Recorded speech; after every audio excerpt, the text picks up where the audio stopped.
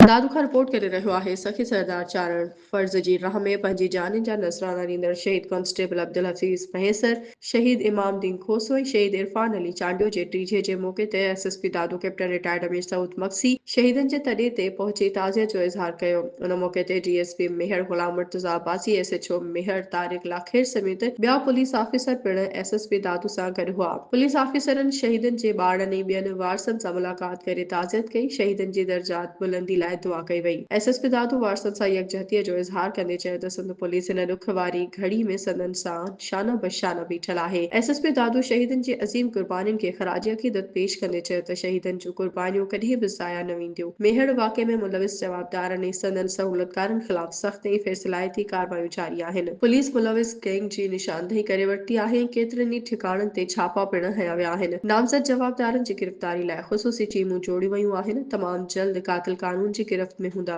SSP दादू captain retired अमीर सऊद मक्सी वाज़े पैगाम ॾिनो त दादू पुलिस शहीदनि जे रत जो हिसाब ज़रूर वठंदी ऐं ज़िले में अमन अमान ख़राब कंदड़नि खे हरगिज़ बख़्श न कयो वेंदो।